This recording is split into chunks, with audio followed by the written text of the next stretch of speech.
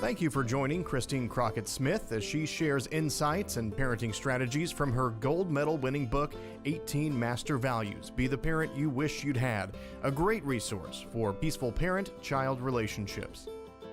Hello there, this is Christine Crockett Smith, and I am live here on Facebook to share with you guys some things about my book and about me and about what I do and about how I can hopefully possibly help you. Welcome to the introductory episode. I'm here at Real News Communication Network, and I'm so grateful to be here. I'm so grateful for these people and Anna Xavier, who's my producer.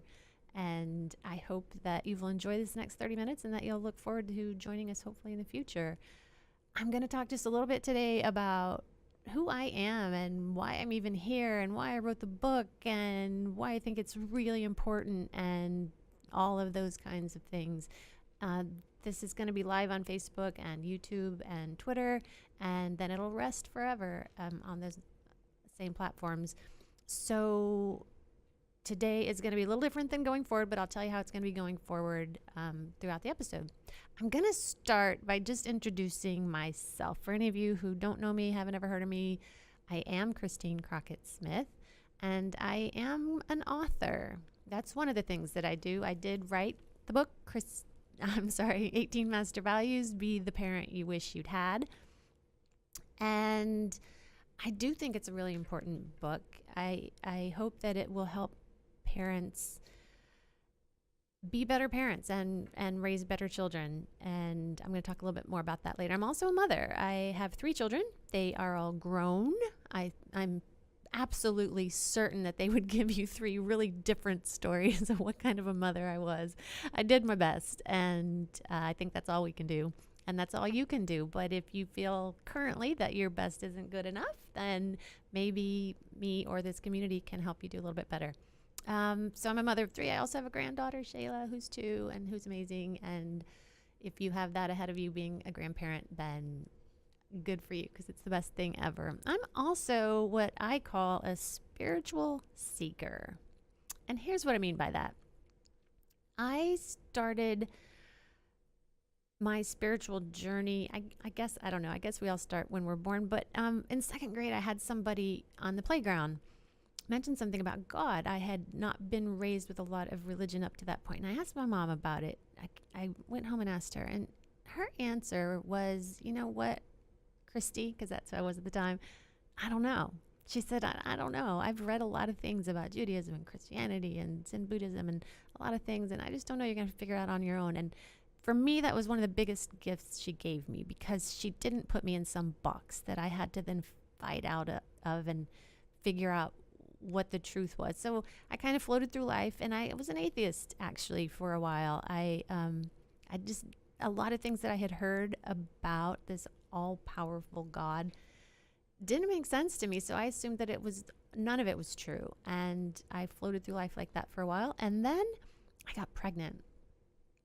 And as all of those little cells inside of me divided and became a human, and they decided how to be a heart and lungs and blood and bones, I knew that wasn't an accident. And shortly after that, I started my own journey. And I'll talk more about that later, but I do call myself a spiritual seeker. I don't subscribe to any particular wisdom, tradition, or religion, but I do believe that something out there exists that's helping us along our path. I also raise consciousness. What the hell does that mean, you might be wondering? Well, as humans, it seems like, there are a lot of ways to go through life, but there are 2 distinct ones, and one's unconscious and one's conscious. And unconscious people are just kind of falling forward. They're just kind of doing the next step and letting life dictate to them what their life's going to be like, instead of consciously deciding, hey, this is the life I want to live. This is what I want out of this one human life. This is who I want to be, and figuring out how to make sure that happens. I try to help people who maybe seem like they have it all and they don't. Maybe they're miserable and unhappy. I help them figure out why, and help them figure out what happened in their past that might be keeping them from being what they want to be, and how to figure out how to be better and do better. One thing I did, I hosted a conference in March called The Power of One. The subtitle was Encouraging Conscious Living by Celebrating Those Who Are Living Consciously. And everybody on the stage does just that. I determined for myself that we all should use our time, talent, money, gifts, and energy to make the world a better place. I think that's why we're here. And to me, that is the power of one. When you decide to do that, you can truly change the world by changing every interaction that you have. And so that's part of how I raise consciousness. But today and on this show going forward, what we're going to be talking about is, as a parent, how you can do that, first of all, with yourself, so that you then hand it on to your kids, hopefully. I wrote the book, 18 Master Values, Be the Parent You Wish You'd Had, not just to be a book. It is a book, and you can read it and learn a lot from it. In fact, I have been completely blown away. Parenting is actually in the title. It was written as a parenting book. But the book has laid on some coffee tables of some friends, and also some friends of my kids who are all in their 20s and 30s. Some of their friends have gotten a hold of it, and some grandparents. And guys, what I'm hearing is there's just a lot of life wisdom in it that's useful. Some of the younger people who don't even have kids have said to me that it's made them think about what their values are and determining what they are now before they even have kids, so they can kind of settle into that and start living their lives that way, so it becomes natural when they have kids. And then some grandparents have said, wow, I wish I'd known all this. I didn't, and I did the best I could, but I can pass it on to my kids and I can help them. And as you all know, we don't listen to our parents. We hear that Charlie Brown voice. Rah, rah, rah, rah, rah, rah. So to be able to hand them a book and say, hey, here's some wisdom that you might find interesting is helpful. But so the gamut of people that it served has blown my mind. My editor actually said that her children are better because she knows me. And that kind of blew my mind. And then I was telling a 22-year-old friend that she had said that. And she said, Christine, my kids are better off because I met you. And she doesn't even have kids. And that kind of blew my mind too. Made me cry. I cry a lot. If I cry in the show, just go with it, because I cry a lot. But it's always happy tears. It's always just completely filled with gratitude for life and all the gifts I've been given. So it is a book. But it's more than that. For me, it's a movement. For me, we are all so isolated more and more by our phones and our computers. And my God, the possibilities that are out there on television. Anyway, we all got to get together and come together and spend time together face to face and help support each other being parents. So I want to help you guys do that. And I believe that when we become adults, we have a responsibility to take the time to figure out what happened in our past. What were we taught that is dissonant and doesn't seem to work, and what resonates, and decide who we are and what our values are. I also believe that our kids came here on their own journeys. I feel like they came here to do what they came here to do, and we're not supposed to try to fit them in some box. And I think that a lot of our issues come from us trying to fit kids in boxes they don't fit in. So this show is going to be a dialogue. I'm going to have some guests. We're going to talk about strategies for struggling parents, how to have a more peaceful home, how to raise functioning adult humans. Hopefully that you won't layer on things that are going to keep them from being everything they have to be, so that they spend the first 20 years of their adult lives excavating all the crap before they can be who they came here to be. I hope to help people do a better job of that. And what can you do? Watch the show, listen, tell other people about it, ask questions, share what works for you in your parenting journey that might help others. As you know, like they told us in school, there's no such thing as a stupid question. There's also no such thing as a stupid strategy. Everything doesn't work for everyone. The first line of my book is no one should ever write a parenting book, because they are all different. However, we can share what worked for us. That's what I'm here to do, because some of the things that worked for me hopefully will help you. And then in the community, share things that have worked for you. And that's how we're all going to come together. And I'm going to tell you later about some ways that I can help you. I was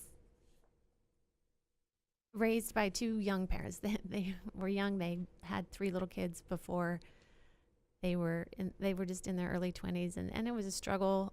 And they got divorced when I was little, and they were busy, and I was neglected. And interestingly, I have told that story, I was neglected. I didn't have anybody there. I didn't have good role models. And every time I've told it in the past, it's been like, poor me. That's why I had to work hard to try to do better. But I heard an interesting thing a couple weeks ago. Lin-Manuel Miranda was in an interview with Oprah, and she asked him what the biggest gifts were that his parents gave him, and one of them was neglect. He acknowledged that it was neglect that made him go inside his own head and have time to think and figure out how he wanted to be in the world. And it shifted everything for me. I have no regrets. I have struggled. I've had darkness. I should not even be here if there was a camera following me around as a teenager. There were so many opportunities for me to leave the planet. I think I must have had angels looking out for me, but I have no regrets because it all served. And that's one thing I want to help you guys get to, that no matter what happened in your past, you can leave it back there. And I have no regrets. Well, maybe I could say that I do regret pretty much every single elementary school photo I ever had taken. But besides that, I'm pretty good. So how did this book come to be? Well, I had my kids. I didn't know how to parent. I had read a lot of books because I'm a reader. But on a day-to-day, minute-to-minute basis, I did not know what I wanted to do or how to do it. And I came across a phrase: discipline is teaching. Sounds so simple. It's just 3 words, but it changed everything for me because I had watched people throw out random punishments. I'd read a lot of books about things to do to control your kids, and it just shifted everything for me. It made me realize if my kids do something I wish they hadn't done, my job is to help them figure out what they should do instead.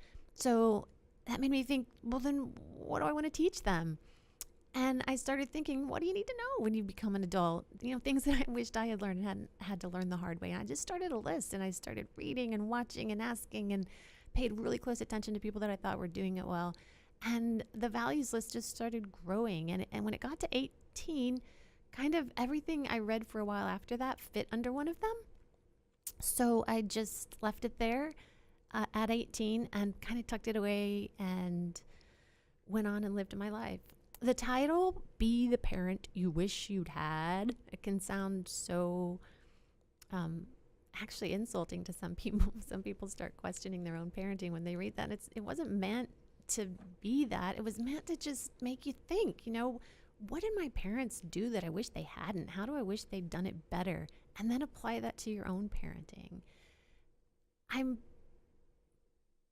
I tucked that list of values in the back of my Franklin planner. I'm old school, and I still carry around my old calendar, my old paper calendar. But I wrote them, tucked them in the back, and in 2014, my marriage ended, and literally, they fell out of the Franklin planner, opened up, it felt like it was in slow motion, kind of floated to the ground, and I heard a voice almost. It's weird. It's like not in words, but if that's ever happened to you, you know what I mean. And it said it's time to share them.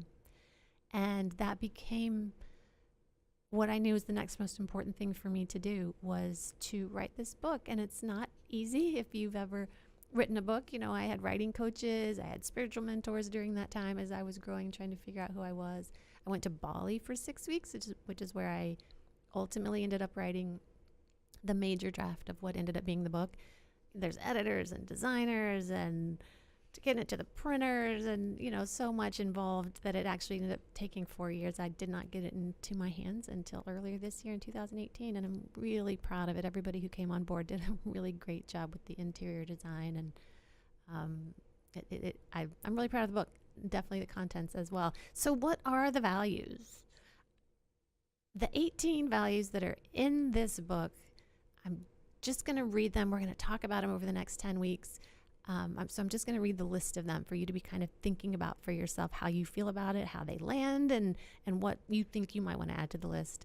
But my 18 that are in the book are love, positive attitude, work ethic, integrity, gratitude, curiosity, self-control, creativity, a sense of service, financial acumen, confidence, social skills, pride, fortitude. And there are a few others. Those are my 18. I am not claiming in the book that they have to be yours. My main goal is to get you to start thinking about what yours are, because decision making is easier when you're making it from a values basis. And it's much easier to defend your decisions when somebody comes at you and they're saying, oh, you shouldn't do that, you should do it this way. When you really thought it through and you're able to defend it, it's much easier to stay the course and do what you decided to do for your kids and your family. My goal with this show and with the book and with any other programming that I'm doing is to raise consciousness. I've mentioned that, just to make people more aware of their space in the world, of how they're interacting with other people, that every thought they have, every word they speak, every action they take affects not only their own lives, but their children's lives for sure, and the lives of everyone around them. Another one of my goals is to diminish suffering of children. If you're listening to this, I'm pretty sure there was a time in your life as a kid when there were adults who made you feel less than or unworthy or incapable. And I hope to empower parents to understand how to let kids be kids and let them be themselves and have a peaceful home, and to be confident as parents, to have well thought out courses of action that help their children be who they came here to be and help them feel really good about it. I personally believe that a lot of our mental health issues, a lot of our drug and alcohol addiction, even our suicide ideation, which is just getting higher and higher, comes from kids who are not allowed to be who they came here to be.